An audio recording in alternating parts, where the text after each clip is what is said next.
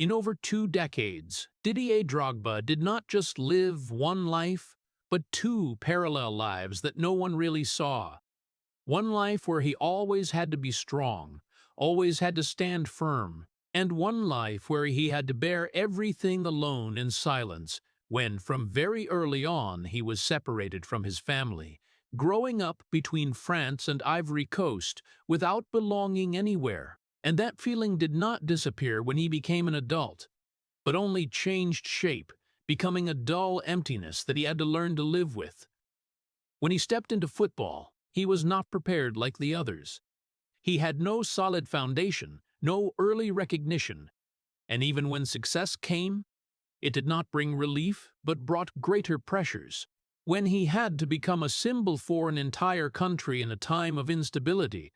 had to kneel down to beg for peace like a desperate man, had to maintain a strong image in front of the public while inside was prolonged fatigue, nights when no one listened, relationships that gradually cracked, and a body worn down through the years. But he still continued, not because he did not hurt, but because he never allowed himself to stop. Because if he stopped, everything he had endured might become meaningless. And the very person who endured all of that was the one the world saw in the brightest moments, when he wore the Chelsea FC jersey and became one of the greatest strikers in the club's history, scoring more than 160 goals, winning 4 Premier League titles, 4 FA Cups, 3 League Cups, along with the pinnacle being the UEFA Champions League Final 2012 where he scored the equalizer and took the decisive penalty kick, bringing the first European title to the club, twice winning the Premier League Golden Boot, many times honored in the Team of the Season, and in the Ivory Coast national team jersey, he became the greatest goalscorer in history, taking the team to 3 World Cups. All those achievements created the image of an irreplaceable hero. But behind them was a journey that not everyone could fully understand. Before we delve deeper into the story behind the spotlight of Didier Drogba, please hit like and leave a heart as a token of appreciation for the man who was never allowed to collapse. And do not forget to subscribe to the channel, because the next part will take you back to where everything began, the place where a child had to leave his family without knowing that he would grow up to carry an entire country. But before the world knew Didier Drogba as a symbol of strength and victory,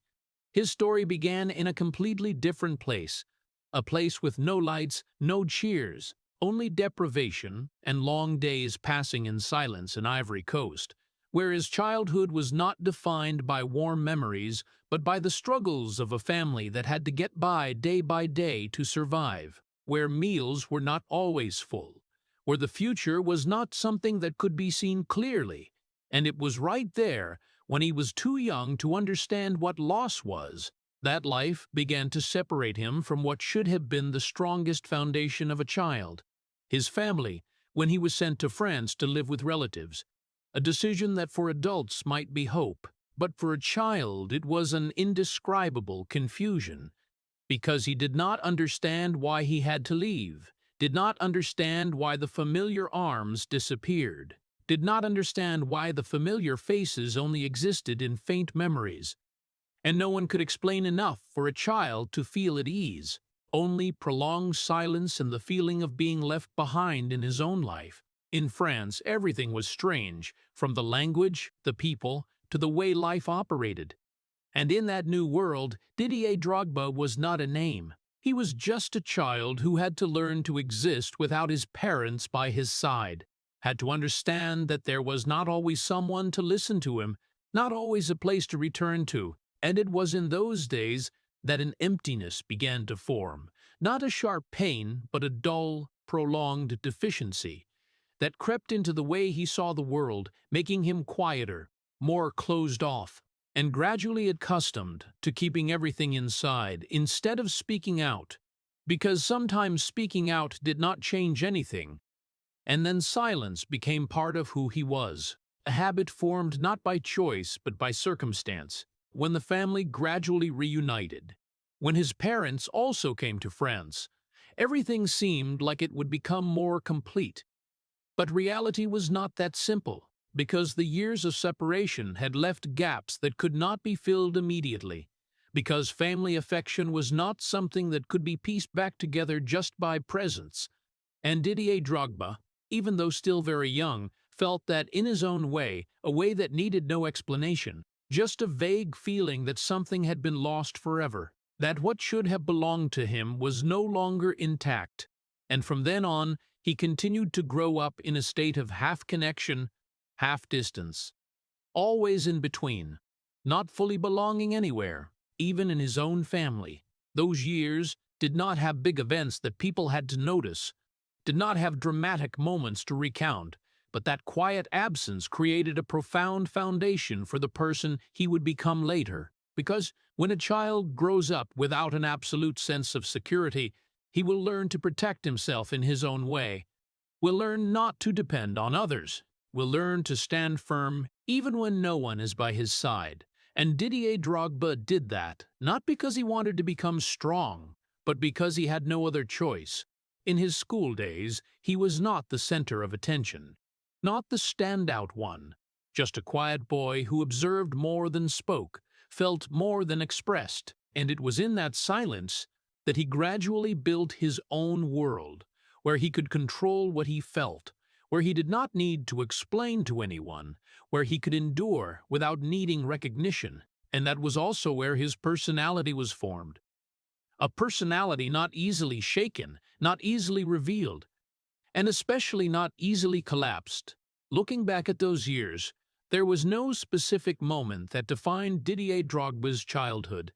no event that could be called a turning point, just a chain of days following one another in deprivation, in distance, in emotions not spoken, and that accumulation created a person that the world would later see on the pitch. A man who could stand firm under the most terrible pressure, not because he did not feel it, but because he had become accustomed to enduring long before anyone knew his name, accustomed to having no one to rely on,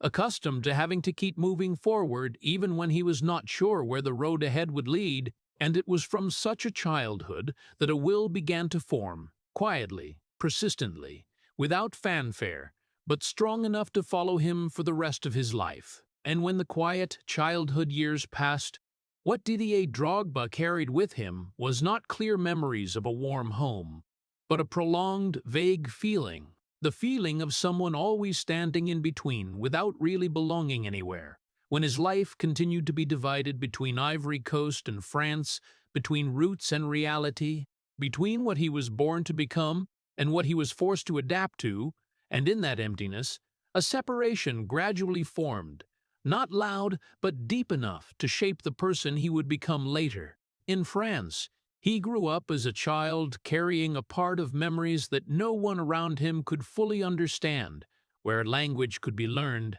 ways of living could be adapted, but the feeling of belonging could not be forced. When every day going to school, every time stepping into a new space, he always carried a very clear awareness that he was different, not only because of skin color, not only because of origin, but because of the experiences that had made him no longer like those around him. And that difference was not always spoken, but it was always present, in the looks, in the invisible distance between him and the world,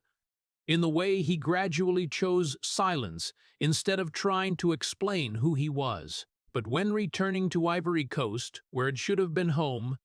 everything was no longer the same. Because the years of separation had made him a stranger even on the land where he was born, where the memories were not enough to create attachment, where the relationships were not deep enough to bring a sense of belonging. And in those returns, he realized something that not everyone had to face, that there are people who have no place that is truly home, not because they do not want to, but because life has placed them between two worlds without giving them the chance to belong to either. It was in that state that Didier Drogba began to step into his adult years with a task he was never taught, having to build his own identity from almost nothing, when there was no clear foundation to rely on, no simple answer to the question of who he was, and no place to return to whenever he felt lost. And that process did not happen in grand moments, but in very small details, in the way he observed others, in the way he learned to adapt without losing himself, in the way he gradually understood that if he did not define himself, the world would do it for him, and often in an unfair way. But having to build himself in that ambiguity also came with a price, when he became more and more closed off, not because he had no emotions, but because he was no longer used to sharing them. When every time he opened up it carried the risk of being misunderstood or not understood, and over time, silence became a protective shell, a way to protect himself from wounds he did not want to experience again. And from then on, a habit formed, keeping everything inside, handling all emotions himself, enduring alone, without anyone knowing. Didier Drogba's loneliness was not the loneliness of someone with no one around, but the loneliness of someone with no one who truly understood him, a feeling that existed even when he was in the middle of a crowd, even when he had family, friends, teammates, because the distance he felt was not physical distance, but inner distance, something not easily filled just by presence, and that was exactly what made his adult years become a long journey of self-adaptation, self-endurance, and self-finding ways to stand firm without a clear support. It could be with the world those years were not noteworthy. There were no achievements, no moments to remember. But it was precisely in that silence that the person Didier Drogba was formed. A person who learned how to exist in uncertainty, learned how to keep moving forward even without knowing where he was going, and most importantly, learned how not to let the emptiness inside him become a reason to stop, and that very thing, over time, became the foundation for everything he would become later. A person who could stand in the middle of enormous pressure without collapsing, not because he did not feel it, but because he had become accustomed to living with the feeling of not belonging long before the world knew his name. And it was precisely from that feeling of not belonging that Didier Drogba stepped into football, not like a dream nurtured from childhood, but like a vague path that he was forced to find on his own. While the majority of other players had been trained properly since they were children, had become familiar with the pace of competition, with tactical discipline, with competitive pressure from very early on. He came to football in a belated way, as if always standing one step behind in a race that everyone else had been running for a very long time, and that was not only a delay in time, but also a gap in foundation, in experience, in the preparation that he had never had the chance to possess. The first years when he started taking football seriously, he was not a name that made others pay attention, not a player that coaches immediately placed their trust in, but just someone who was trying to catch up, trying to prove that he deserved to be there. But in an environment where every mistake was magnified, where every opportunity could be the last one, starting late made him face a reality that was not easy to accept, that he not only needed to progress, but had to progress faster than everyone else, had to make up for the years of deficiency in a very short period of time, and that was almost an impossible task. The initial trials did not bring the results he expected. The matches that did not stand out, the opportunities missed, the doubtful looks from those around him, all gradually accumulated into an invisible but heavy pressure. When every step was put under question, every effort was not yet enough to convince that he could go further. And in those moments, the easiest thing was probably to give up, to accept that there were paths not meant for him, that there were dreams that came too late to become reality. But Didier Drogba did not do that, not because he was sure he would succeed, but because he had no other choice but to continue. The pressure of age began to become a shadow that always followed closely, when each year passing was not only adding one more opportunity, but also subtracting one more possibility. When people of the same age had already secured their positions, had already made their names, while he was still struggling to find a place, an opportunity to prove himself, and the feeling of being left behind became clearer than ever. No longer a vague worry, but a present reality, when he had to face the question that no one wants to answer, whether he was pursuing something that would never happen, In the long nights, when there was no one around, when the noises of the day quieted down, the worry about the future became clearer. Not the fear of failure in a match, but a much bigger fear. The fear that this entire journey could end without leaving any mark, that everything he had tried could be just a small part in a story no one remembered, and it was precisely that thought that made people most likely to collapse, because it did not come from outside, but from within. But what was noteworthy was not that Didier Drogba did not feel those pressures,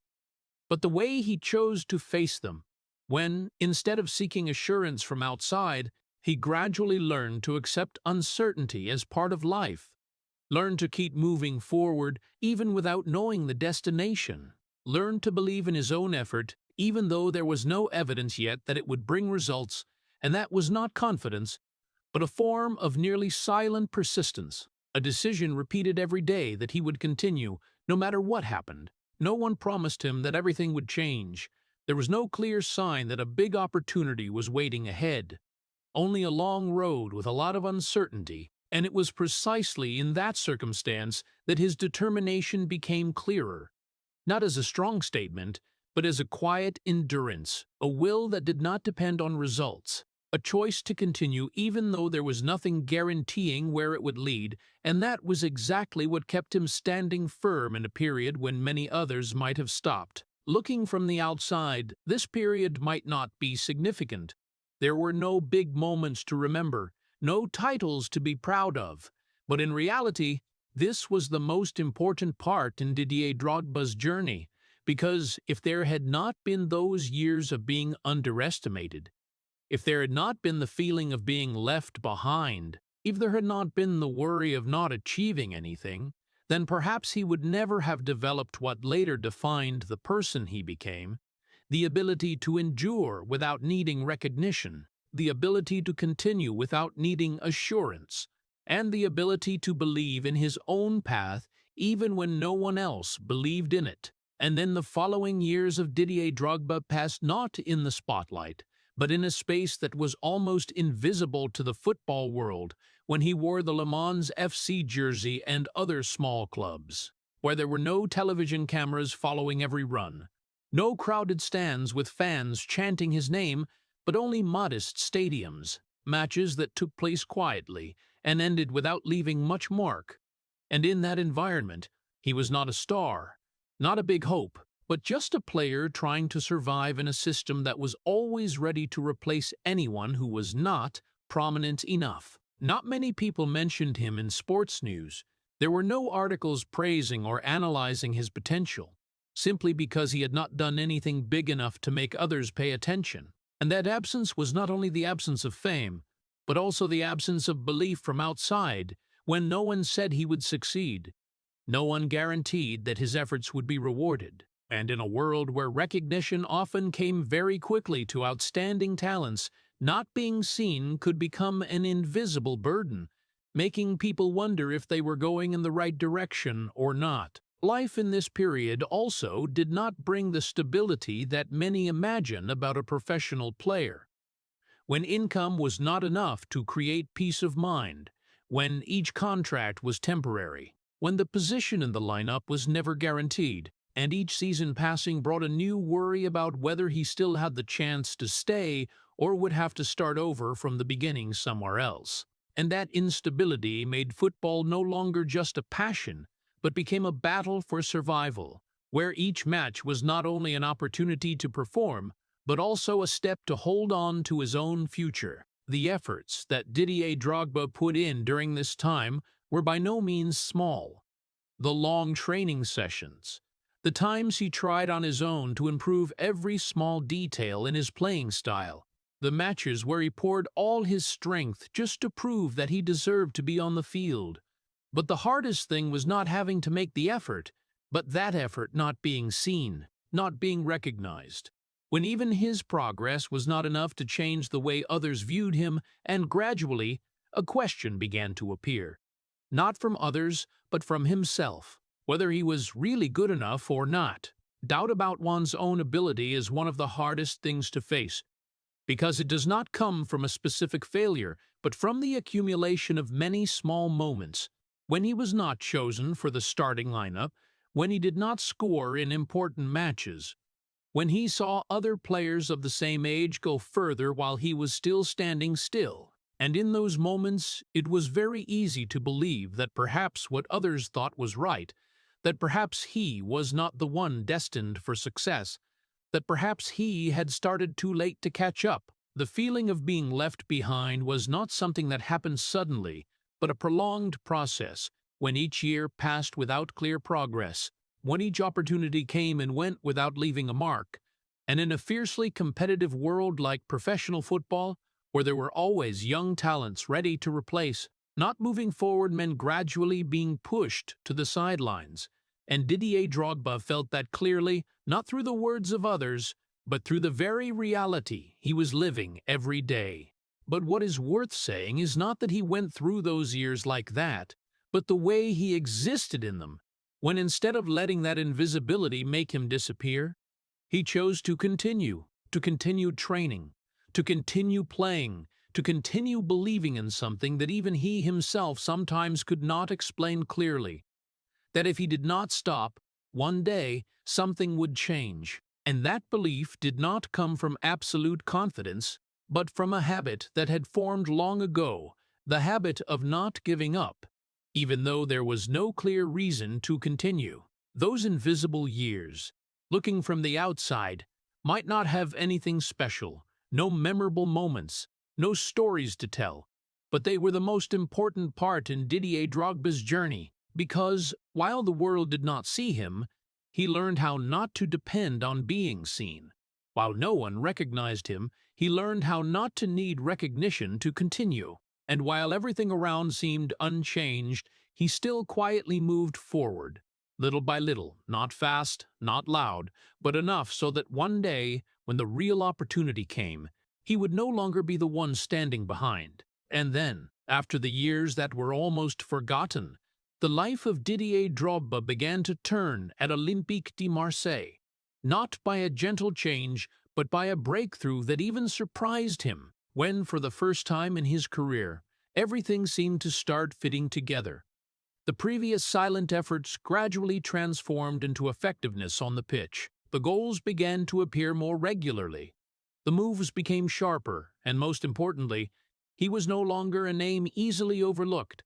but began to be mentioned, to be noticed, to be placed in discussions where he had never been before. At Marseille, Didier Drogba did not just score goals, he scored goals that made people stop and look. Moments where his strength, speed, and will merged together, creating an image completely different from the unknown player before. And in a period of time that was not too long, he went from a name few people knew to one of the most followed strikers in France.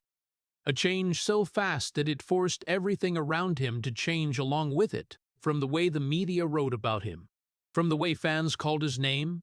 to the way big clubs began to eye him as a real option. But precisely when the light began to shine on him, another fear also began to form.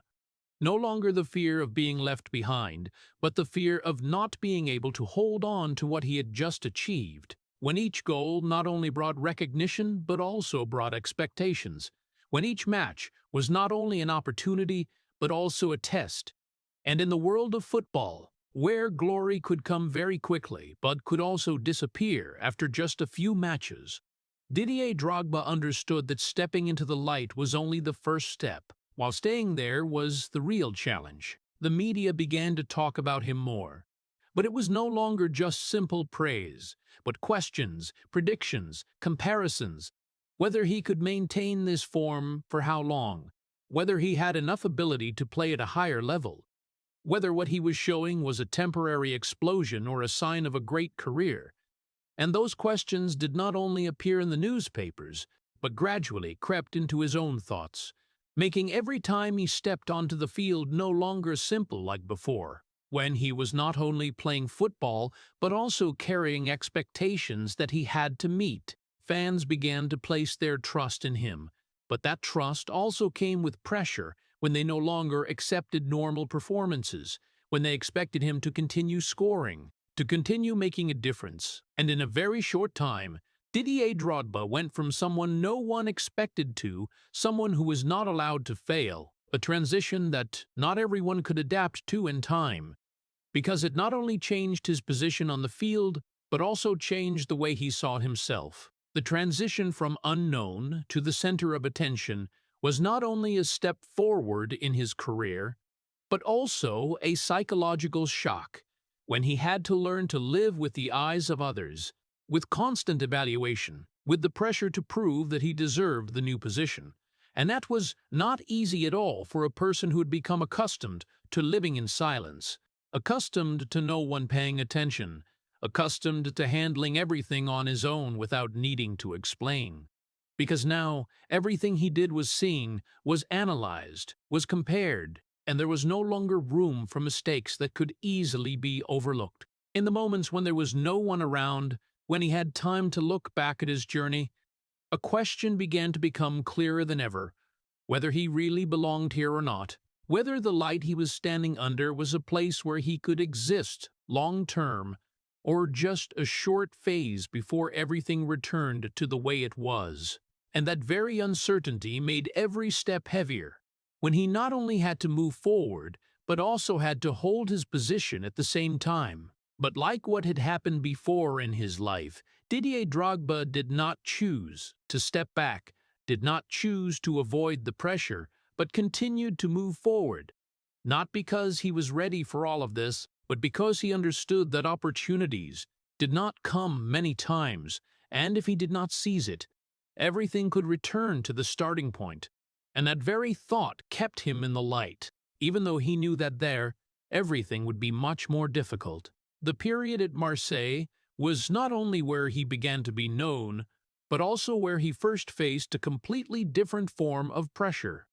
The pressure of having to maintain, to develop, to prove that he was not a temporary phenomenon.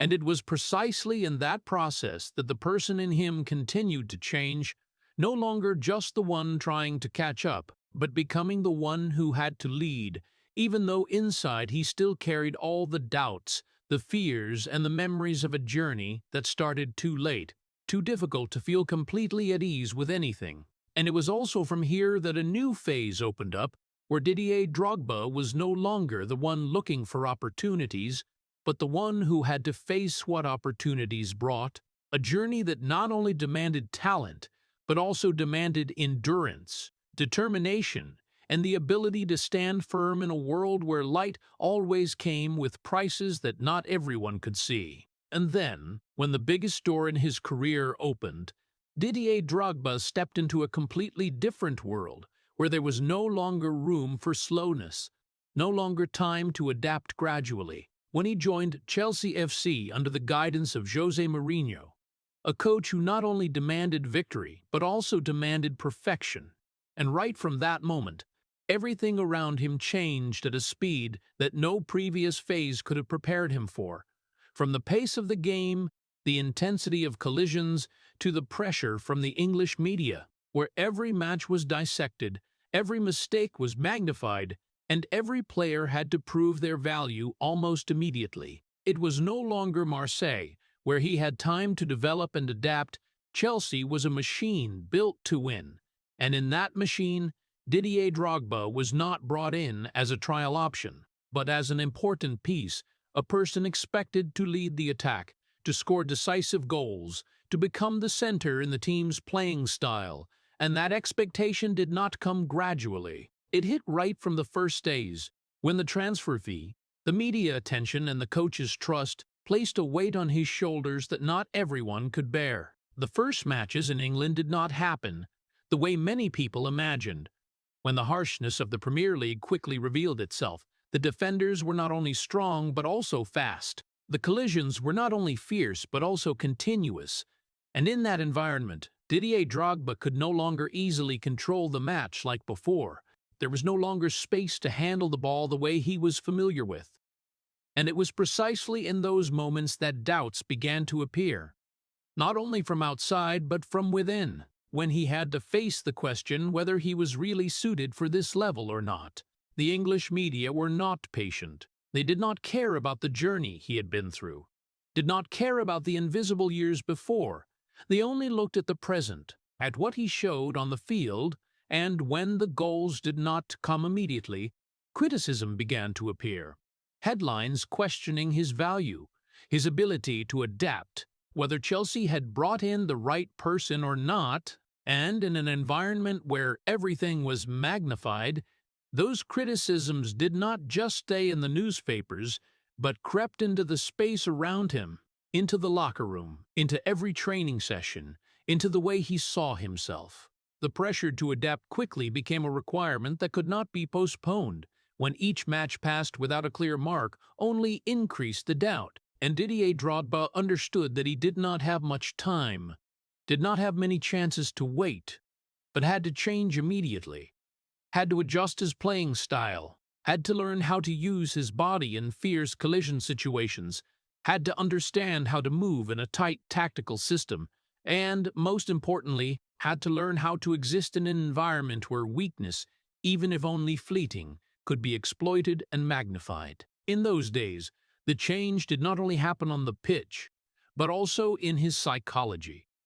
When Didier Drogba gradually abandoned the softer parts in his playing style, replacing them with a more direct, stronger approach, not only to compete with opponents but also to send the message that he was not easily pushed back, that he could endure, that he could adapt, and that change was not something that happened naturally, but the result of a process of forced adaptation, forced change in order to survive. José Mourinho played an important role in this period, not by reducing the pressure, but by placing trust in him in a very clear way. A trust that was not always expressed in words, but by continuing to use him, continuing to give him responsibility, and in an environment where competition was always present. That trust became a support not to reduce pressure, but to help him understand that he still had a chance, that he still had a position, if he could get through this period. But to get through it, Didier Drogba had to face himself, had to accept that what had helped him succeed before might not be enough, had to be ready to change without losing his essence, had to find a way to combine strength and control, between determination and alertness. And that process was not easy at all. When every step forward came with the risk of failure, every change could bring unexpected results. But he still continued, not because he was sure of success, but because he understood that there was no other choice. Gradually, signs of change began to appear, not immediately, not clearly, but enough to show that he was adapting. Stronger duels, better ball-holding situations, moments where he began to impose his presence on the match. And along with that, the goals began to come. Not in a flood, but enough to make a difference. Enough to change the way others saw him, and most importantly, enough to change the way he saw himself. But even when everything began to go in the right direction, Didier Drogba never completely escaped the pressure, because the environment he was living in did not allow that, where each success was only a stepping stone for greater expectations, where each season started over from the beginning, and where he had to continue proving his value not just once, but time after time. And that was exactly what shaped the person he became in this period. A person who was not only physically strong, but also mentally tough. Not because he no longer felt pressure, but because he had learned how to live with it. This was the period when Didier Drogba not only became a better player, but also became a different person. A person who understood that to survive at the highest level, it was not only necessary to have talent, but to have a will strong enough not to collapse in front of things no one saw. A determination big enough to keep moving forward even when everything around seemed to be against him. And it was precisely in this unforgiving environment for weakness that he learned the most important thing. Not how to win, but how not to collapse when things became the most difficult. And it was precisely in that environment that forgave no sign of weakness. Didier Drogba gradually became the image that the world always saw, a pitch star with nearly absolute confidence, a man who stepped onto the field with a solid stance and unwavering gaze, and a source of energy that made opponents cautious from the very first moment. At Chelsea FC, he was not just a striker, but the center of big matches, the one who could change the situation in just a few seconds, the one his teammates turned to when everything became difficult, and the one fans trusted whenever hope seemed to be fading. And over time, that image became so complete that it was almost without gaps, a symbol of strength, of control, of a man who always knew what he was doing and never let emotions go beyond limits. But parallel to that image, another life continued to exist, quietly and rarely touched by anyone, where Didier Drogba was no longer the one leading the attack, no longer the center of every gaze, but a person who had to face thoughts he could not bring onto the field, could not share in the locker room, could not speak out in front of the media. A private life where he kept distance, where he did not easily open up, not because he did not want to, but because he was no longer used to letting others step into his inner world. The difference between those two people was not something created intentionally, but the result of a long process. When Didier Drogba gradually learned to separate what he showed in public from what he kept for himself, because in an environment where every expression was observed and evaluated, keeping apart for himself became a way to exist, a way to protect himself from unnecessary pressures. But over time, that boundary did not stop at protection, but became a clear separation, where the two lives no longer intersected as before. On the pitch, he could shout, he could signal, he could show emotions in every moment of the ball. But as soon as the match ended, when the whistle sounded and the lights gradually dimmed, a familiar silence would envelop him again, where he returned to himself, where unresolved emotions began to appear, not clear emotions that could be named, but an accumulation of pressure, of responsibility, of things that had never been spoken. And because he had become used to not sharing, those emotions had nowhere to go. They simply existed, quietly, persistently, following him through each day. Having to maintain a strong image in every situation was not only a requirement from outside, but gradually became a principle that Didier Drogba imposed on himself, when he understood that in the eyes of his teammates, in the eyes of the fans, he did not only represent himself, but also represented belief, stability, the ability to overcome difficulties. And if he showed weakness, even for just a moment, it could shake what others placed in him. And that was why he chose not to let that happen, chose to keep everything inside, chose to keep moving forward as if nothing affected him. But suppressing emotions was not something that could be sustained forever without consequences. When each time he did not speak out, each time he held back, the gap between the person on the outside and the person on the inside grew a little larger. And over time, that gap became large enough to create a separation that even he would find difficult to narrow, when he began to get used to living in two different states.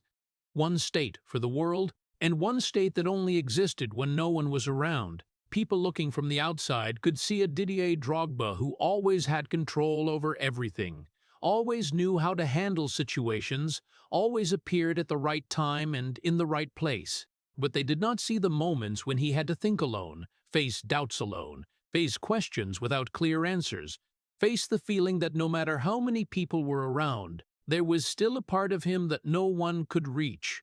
And it was precisely that part that was where he truly lived, not on the pitch, not in front of the cameras, but in the silences that no one knew about. The separation between those two lives did not come in one day,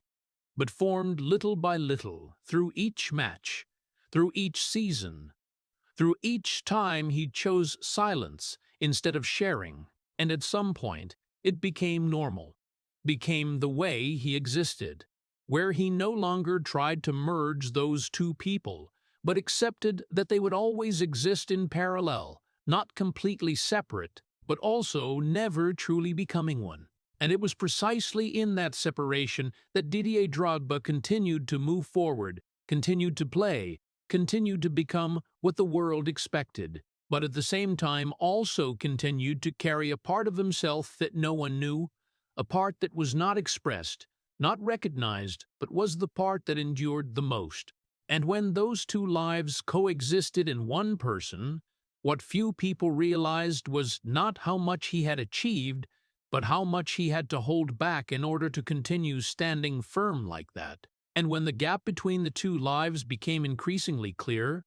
Didier Drogba stepped into a role greater than anything he had ever experienced before. When he put on the jersey of the Ivory Coast national team, where he was no longer just a player competing for a club, but became a symbol for an entire country living through years of instability, where each match was not only competition on the pitch, but also a place where people sought something to believe in, something that could make them temporarily forget the reality full of division and anxiety. In the context of Ivory Coast being divided by prolonged conflicts, football was no longer just a sport, but became one of the few things that could connect people together.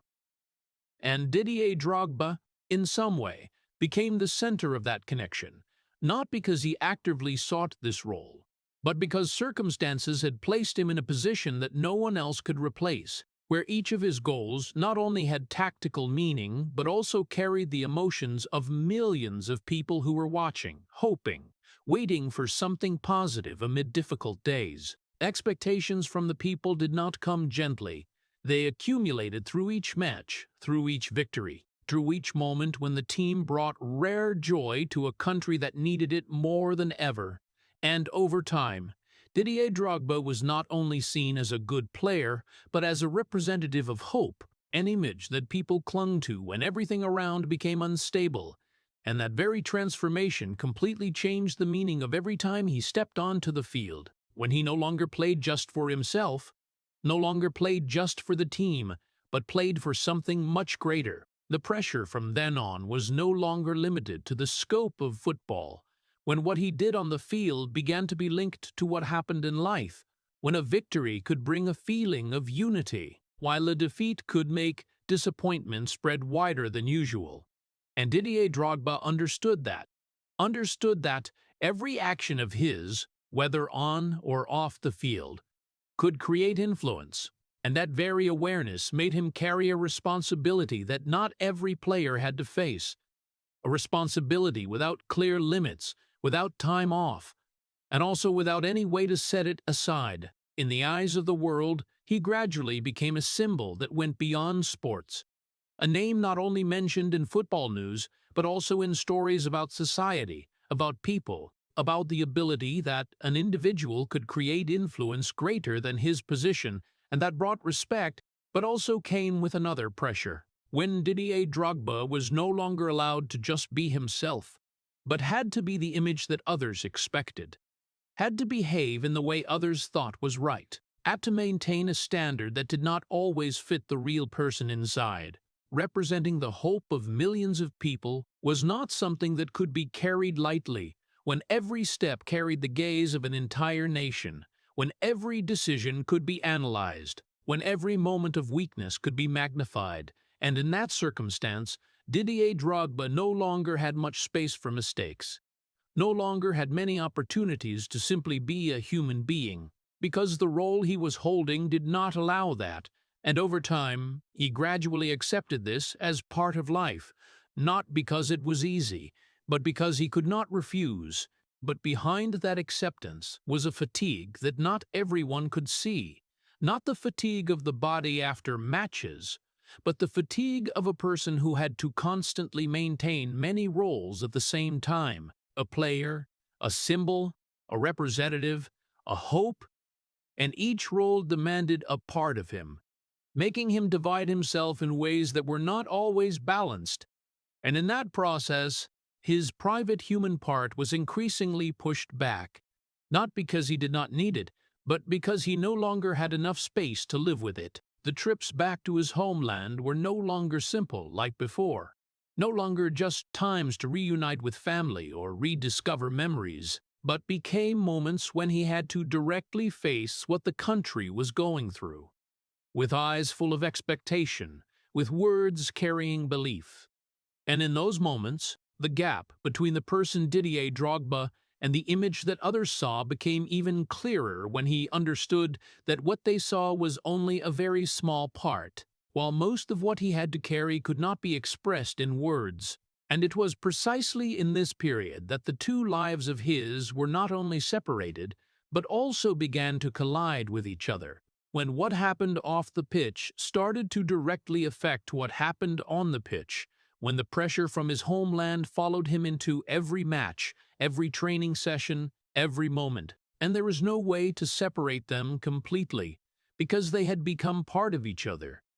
part of the person he was, and no matter how hard he tried to keep them separate, they still always existed in parallel, intertwined, and created a burden that no one could see in its entirety. Didier Drogba continued to move forward in that circumstance, continued to play, continued to represent, continued to maintain the image that the world expected, but behind it all, the fatigue still quietly accumulated, not as a sign of weakness, but as the inevitable consequence of having to carry too much for too long a time. And that was exactly what made his journey not only a story about success, but also a story about a man who had carried on his shoulders more than what an ordinary individual could endure, and still continued to move forward. Not because he did not feel that burden, but because he had never allowed himself to stop. And precisely when that burden had become too great to be separated from who he was, Didier Drogba stepped into a moment that later not only defined his career, but also left its mark on the history of Ivory Coast. A moment when football was no longer football, but became the voice of a nation that was divided, when the national team secured a ticket to the World Cup, for the first time in history, an achievement that for many was just a sporting victory, but for his country, it was a rare ray of light in years covered by conflict and instability. In the locker room after the match, when the cheers were still echoing from outside, when the players were still immersed in the joy of victory, Didier Drogba did not celebrate in the way people expected, did not jump up, did not shout, did not blend into the excitement, because in him that joy could not be complete. Because he knew that out there, where this victory was being received, there was still another reality existing in parallel, a reality that this joy could not completely cover. And it was precisely in that moment that he did something no one had predicted. He knelt down, not as a gesture of victory, but as a plea, in front of the television cameras, in front of the eyes of the entire world. Didier Drogba, the man always known for his strong and controlled image, revealed another part of himself, a part he had always tried to keep hidden. When he raised his voice to call out not to talk about the match, not to talk about the achievement, but to talk about his country, to call for an end to the conflict, to beg those who were holding guns to stop, not because he had political power, not because he had a solution, but because he understood that in this moment, he had something that very few people had, a voice that the entire country was listening to. Those words were not long, not complicated, but carried a weight that could not be measured, because they did not come from a position of power, but from a man who had gone through enough to understand the value of peace. And in that moment, Didier Drogba was no longer a football player, no longer a pitch star, but became a symbol of hope, a representative of the common desire of millions of people. And the image of him kneeling with a voice full of emotion spread beyond the boundaries of the stadium into every home, every street, every place where his country was being divided. The impact of that moment was not something that could be seen immediately on the scoreboard or in the statistics, but it began to spread in a way that no one could control. When people started talking about it, when the media repeated it, when those on both sides of the conflict, despite their differences, also had to stop and listen, and for a period of time, an unusual silence appeared, not the silence of fear, but the silence of thought, of wondering whether there was another path. And it was precisely in that silence that a small opportunity for change began to form. But along with that spread, a new pressure also appeared. No longer the pressure to score goals, no longer the pressure to win, but the pressure of having said something that could not be taken back, the pressure of having become a voice that others expected to continue raising. And from that moment, Didier Drogba not only carried on his shoulders the role of a player, but also carried an additional role that he had never prepared for, a person with influence on society, a person whose words could create impact beyond the pitch. That transition did not happen officially. There was no specific time to define it, but it happened, when his name not only appeared in the sports pages, but also in discussions about the country, about people, about the ability that an individual could contribute to things greater than himself. And for many people, Didier Drogba became a symbol of unity, of hope, of how a timely voice could create difference. But for him himself, that carried a burden that not everyone could see. After that moment, every time he appeared, every time he spoke, it carried the expectation that he would continue to play that role, that he would continue to be the bridge, the representative, the voice, and that made him no longer able to fully return to the life of a simple player because anything he did was now viewed through a different lens. Not just football, but social meaning, impact, responsibility. The mental pressure from then on did not decrease, but only changed shape, when he no longer only had to face the demands on the pitch, but also had to carry expectations off the pitch, things that could not be solved by a goal, could not be controlled by a play. And in the moments alone, when everything had quieted down, when there were no more cameras, no more spectators, Didier Drogba had to face himself in a new role. A role that he could not refuse, but also could not completely master. The moment he knelt down had changed many things, not only for his country, but for his own life, when from then on, the two lives he had lived in parallel were no longer just separated, but began to intersect in more complex ways, when what happened off the pitch started to shape what he had to carry on the pitch, and vice versa, when every match was no longer just a match, but part of a bigger story, a story in which he had become an indispensable part, even though he had never sought that. And it was precisely from that night that Didier Drogba was no longer just a football hero, but became a man carrying the expectations of an entire nation, a responsibility without clear limits, without an ending point. And while the world looked at him with admiration, with respect, few truly understood that behind that moment a new burden had been placed on his shoulders, heavier, deeper, and longer-lasting than any pressure he had ever experienced before. And after the night when an entire country was shaken by the words he spoke, the life of Didier Drogba did not become lighter, but on the contrary, what he had to carry began to accumulate in a way that no one really saw, when the pressure no longer came with individual matches, but became a continuous flow, stretching from one year to the next, creeping into every moment of life, making him never truly able to rest, never truly able to set down everything he was carrying. Because every time one pressure ended, another pressure appeared, quietly but persistently. The long nights became the only place where he could face himself, when there was no longer the noise of the stadium, no longer the lights, no longer the demands to perform. Didier Drogba was left only with thoughts that he could not share, not because there was no one around, but because what he carried was too difficult to express, too complex to be spoken without being misunderstood, and gradually, keeping silent became the familiar choice, not as avoidance, but as the only way he knew to continue moving forward without making everything heavier. The fatigue did not come from a specific event, but from having to constantly maintain the image that the world expected, when every time he appeared in public, he had to be the strong one, the one who controlled his emotions, the one who did not let anything shake him, and over time, the need to always maintain that state began to take away more than people thought, not physically, but mentally, when he no longer had much space to simply be an ordinary human being, with moments of weakness, moments of tiredness, moments of uncertainty about himself. The wounds that Didier Drogba experienced were not always clear,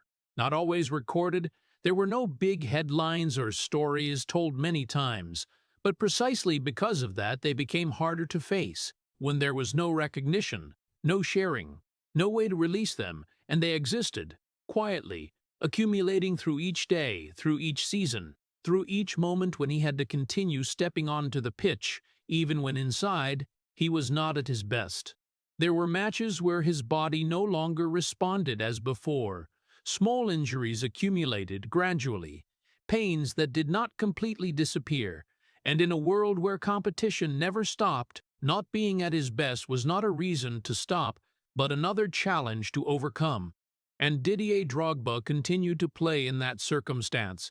not because he did not recognize his limits, but because he understood that his role did not allow him to stop easily, that there were too many things depending on his presence for him to choose to rest. But the hardest thing was not continuing to play, but having to do it in silence, when what he was going through was not spoken, not shared, not seen, and that created an increasingly large gap between the person on the outside and the person on the inside. When Didier Drogba continued to show a strong image,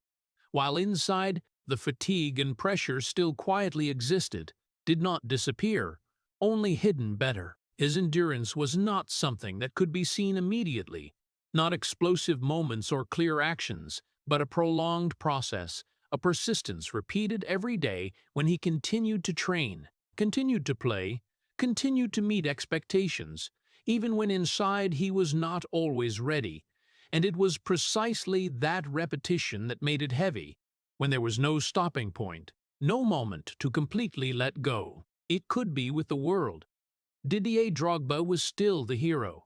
still the one who could change the match, still the symbol of strength and will. But behind that image was a man trying to maintain everything in a state of balance, trying not to let what was inside affect what was outside, and that demanded more than physical strength. It demanded a mental endurance that not everyone could understand. And it was precisely in this period that the truth about the two lives of his became clearer than ever, when one side was the light, the recognition, the titles and memorable moments, while the other side was the silence, the long nights no one knew, the thoughts that could not be spoken, and a prolonged journey of endurance without an audience, without applause, only himself and what he had to carry. Didier Drogba continued to move forward in that circumstance, not because he did not feel tired, but because he had become used to not stopping, used to keeping everything inside, used to continuing even without any guarantee that things would become easier, and that very familiarity was both his strength and the price he had to pay, a price that was not spoken, but always present in every step he took. And when the pressures on the pitch and in his mind had accumulated over many years, Didier Drogba's personal life also gradually entered a period where it could no longer remain intact as before. When his marriage, that had lasted many years, which had once been a support in the early difficult days, began to be affected by the very path he had chosen, a path that demanded continuous presence in places far from home, trips without a clear stopping point, seasons following one another that made time for family become scarce, and the distance, although at first only temporary, gradually became a familiar part in his life. The periods of separation did not always begin with clear conflicts, but often came from very small things, missed appointments, conversations that were cut short, moments when he should have been present but could not be, and over time, those small things accumulated, creating a gap that was not easy to notice immediately, but large enough to affect the way two people saw each other. When presence was no longer regular, when experiences were no longer shared, and when each person gradually lived more in their own world than together, the pressure from his career did not stop at the pitch. It followed him home, followed him into every relationship, making Didier Drogba unable to completely separate work from personal life. When thoughts about matches, about form, about responsibility did not disappear just because he had left the field, and that affected the way he was present in the family, not always as a complete husband or father, but sometimes as a man still carrying unresolved pressures, thoughts he could not set down, and that created a mismatch in rhythm that could not always be adjusted in time. Over time, the relationships no longer remained in their initial state, not because of a lack of affection, but because circumstances had changed the way they existed. When what had once been connection gradually became challenged by distance, by time, by priorities that could not be changed. And Didier Drogba, even though he tried to keep everything in balance, still had to face the reality that he could not always fulfill every role completely, that every choice came with a trade-off, and sometimes those trade-offs could not be reversed. Balancing career and personal life became a task that almost had no perfect solution, when every match, every season demanded absolute focus, while family needed presence, needed time, needed things he could not always provide, and in the process of trying to meet both sides, Didier Drogba gradually realized that balance was not a stable state, but a continuous adjustment, an effort that never ended, and sometimes, even when he tried his best, he still could not avoid the gaps. The cracks did not come suddenly, but formed over time, through things not spoken, through emotions not resolved, through moments when both sides no longer understood each other as before. And when they became clearer, repairing them was no longer simple, not only because the distance had existed for too long, but because each person had changed in their own way, carrying experiences that the other did not fully share, and that very difference made returning to the starting point more difficult than ever. For Didier Drogba, the events in his personal life were not something he could easily share or reveal, because the habit of keeping everything inside had become part of who he was from a long time ago, and that made what he felt have few opportunities to be released, few spaces to be understood, but only continued to exist quietly in parallel with what he showed on the outside, and over time they became part of the burden he had to carry, no different from the pressures on the pitch or the responsibility to his homeland. The impacts of these events were not always clear in every moment, but they gradually affected the way he viewed everything, the way he faced pressure, the way he held himself together in a world where everything was always changing. When Didier Drogba not only had to maintain his form, not only had to meet expectations, but also had to find ways to hold on to what remained in his personal life, while knowing that not everything could stay the same as before. And it was precisely in this period that the two lives of his once again showed their deep separation, when one side was still the image of a strong, controlled man who always appeared at the right time on the pitch, while the other side was a person facing changes that could not be avoided, trying to hold on to what was important while knowing that part of it might no longer be intact, and that did not make him stop, but made every step heavier, not because he became weaker, but because what he had to carry had become much more than before. And when the events in his personal life had not yet settled down, Didier Drogba's body began to speak in a way that he could no longer ignore. Not through a single injury large enough to force him to stop, but through the accumulation of hundreds of collisions, thousands of minutes played at high intensity, the times he forced himself to keep going even when his body had not fully recovered, and over time all of that began to show clearly, no longer within the limits he could control as before, but becoming an inseparable part of every run, every duel, every time he stepped onto the field. The injuries were no longer isolated incidents that could be overlooked, but became a prolonged chain, when one pain had not yet healed before another appeared, when parts of the body that had once been strengths began to react more slowly, when recovery time stretched longer than before, and Didier Drogba, who had once relied on his physical strength to overpower opponents, gradually realized that his own body no longer responded in the way he had been used to for many years, not because he lacked will, but because there were limits that no one could overcome forever. The decline in physical condition did not come in one specific moment,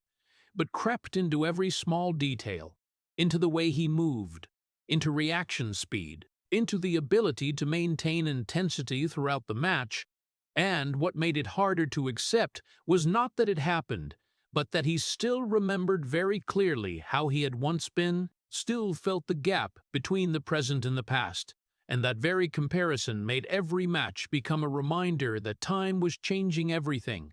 whether he wanted it or not. The final matches in his career no longer carried the certainty as before. No longer were the times he stepped onto the field with absolute belief that he would make a difference, but were the times he had to calculate more, had to choose positions more carefully, had to save every bit of energy to be able to last throughout the playing time. And even though experience helped him still maintain effectiveness at important moments,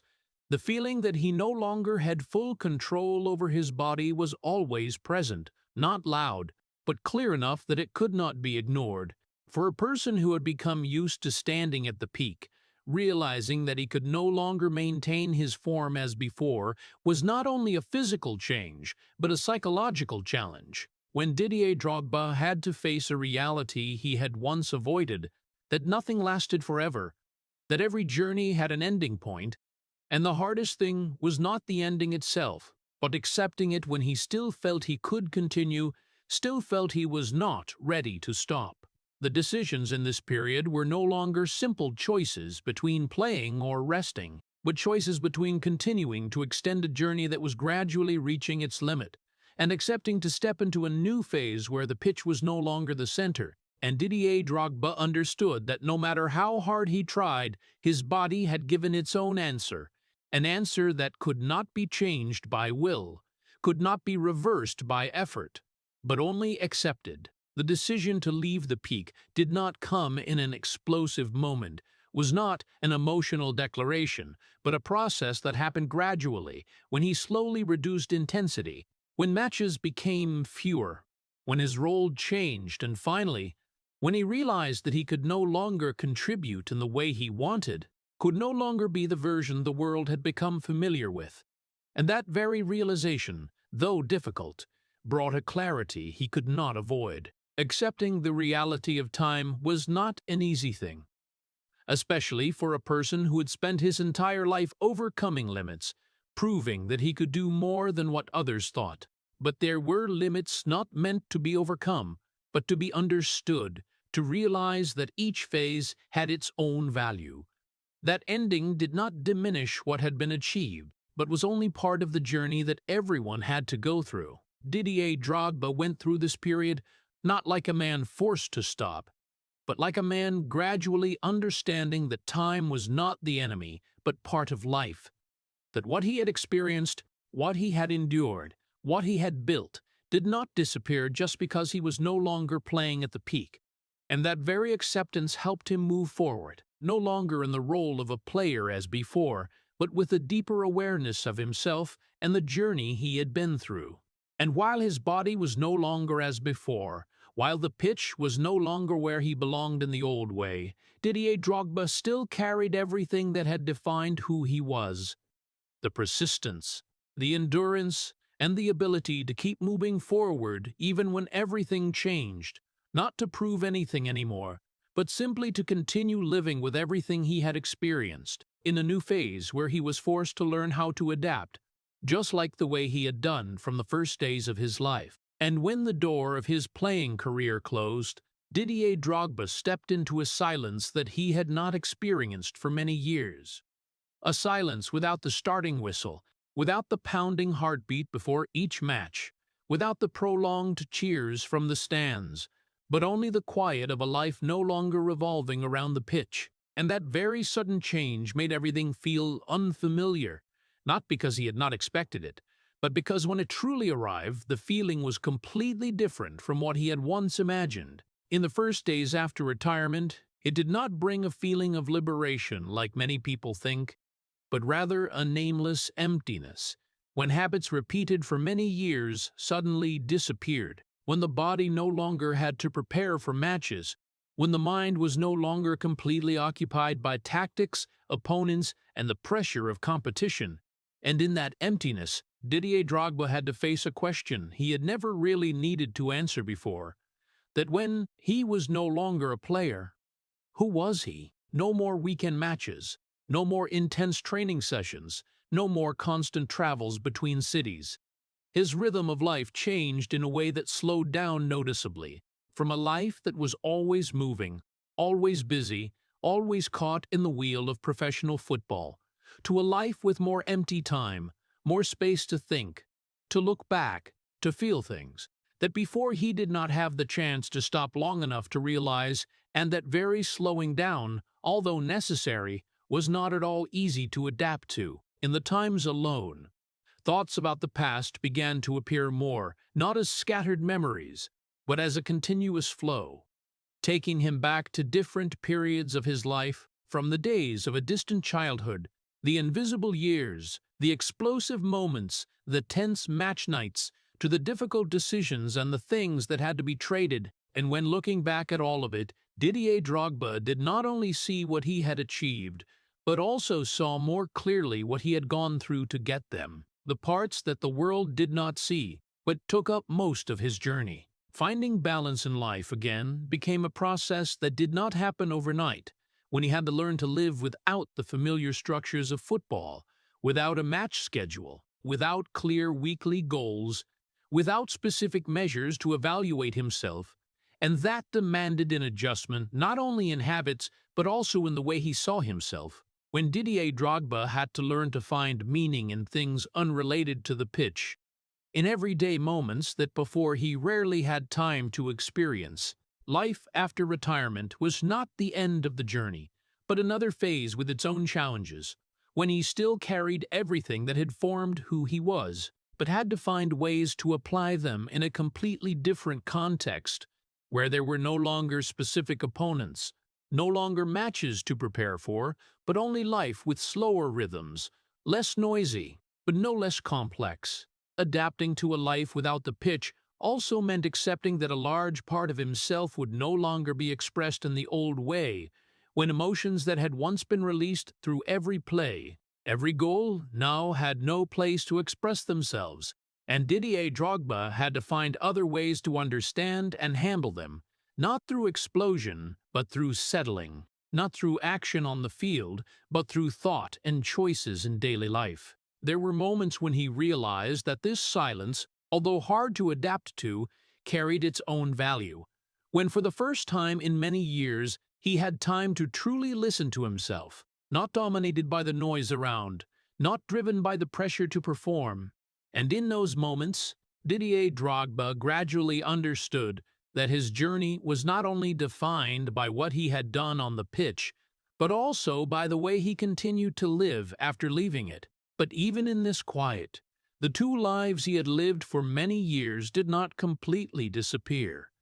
They only changed shape when what he once was still present in the way he thought, in the way he saw the world, in the way he faced new challenges, and that made life after football not a complete separation, but a continuation, where the past and the present coexisted, not opposing each other, but complementing each other in their own way. Didier Drogba continued to move forward in this period with the same thing that had followed him throughout his life. Persistence, not to prove anything, but to find a way to live that suited who he was. In a new circumstance, a life without the roars of the stands, but still full of things that needed to be faced, needed to be understood, and needed to be accepted. And it was precisely in the silence after all that noise that another version of him gradually formed, no longer the pitch hero, but still a man carrying the entire journey he had been through. And when the silence gradually became familiar, when the days without cheers had been long enough for Didier Drogba to look back at his entire journey more clearly, Didier Drogba no longer saw his life as scattered moments, but as a continuous flow, beginning from an incomplete childhood in Ivory Coast, continuing through the years of feeling lost in France, through the invisible periods no one knew about, the slow but persistent steps forward, to the moments standing at the peak with Chelsea FC, and further still, the times when he was not only a player, but a voice, a symbol, a man carrying more than what he himself had ever expected. Looking back at all of it, Didier Drogba's successes could not be denied. The titles, the goals, the nights when his name was etched into the memory of millions of people. But parallel to that were the things that had to be traded. The years without family by his side, the gaps that could not be filled, the pressures that could not be shared, the moments when he had to choose between continuing to move forward and keeping what was important in his personal life, and not always could he keep both. Because there were paths, once chosen, that would lead to losses that could not be avoided. The two lives he had lived for over 2 decades, one under the lights and one in silence, were no longer separated as before, but gradually blended into each other, not because they became the same, but because Didier Drogba had learned to accept both as inseparable parts of himself, when he no longer tried to hide what was inside, nor did he need to prove anything to the world anymore, but simply lived with everything he had experienced, with the unseen scars, with the memories that were not always easy, but all were part of who he was. The legacy that Didier Drogba left was not only in the numbers, not only the goals or the trophies, but in the way he had existed in a world full of pressure, the way he had held himself steady when everything around changed,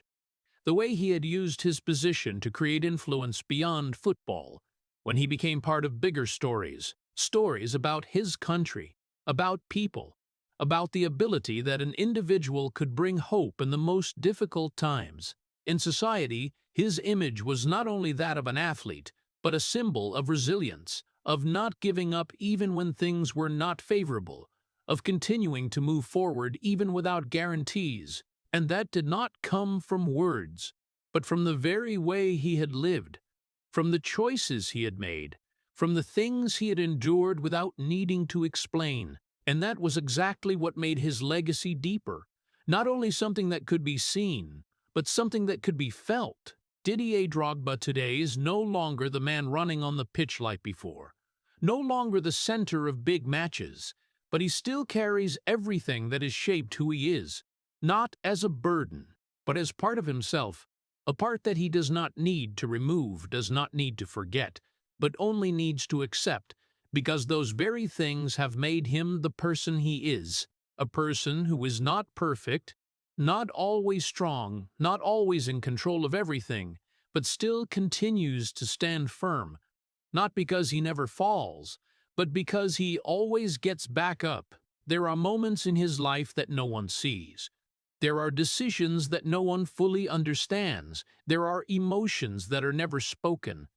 But all of those do not diminish the value of the journey, but, on the contrary, make it truer, closer, and more meaningful.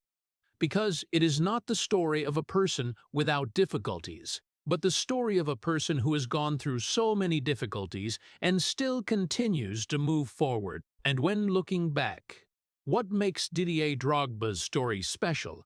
is not only what he has achieved, but the way he has carried everything he has experienced without letting it break him, the way he has lived with two lives without letting them destroy each other, the way he has accepted what could not be changed and continued to move forward with what he had left. And that is exactly what creates a life that is not perfect, not easy, but full of meaning, full of weight,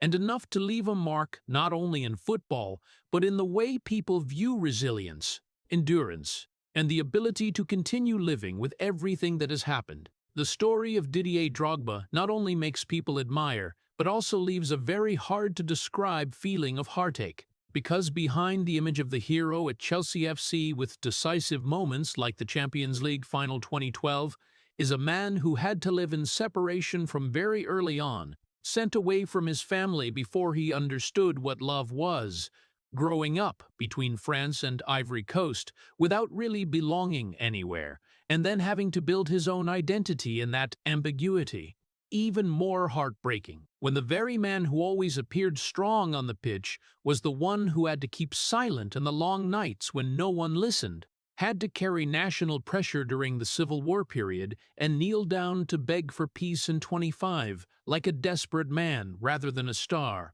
while his personal life gradually cracked because of the years of separation, and his body also gradually wore down from accumulated injuries while he still forced himself to play until the final limit. All those details show a truth very close to American culture. That external success never fully reflects what a person has to endure inside, and the biggest lesson does not lie in becoming the best, but in the ability to continue standing firm when no one is watching, when there is no guarantee,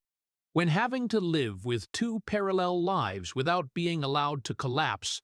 This reminds each person that true resilience is not about not feeling pain, but about still moving forward even while in pain.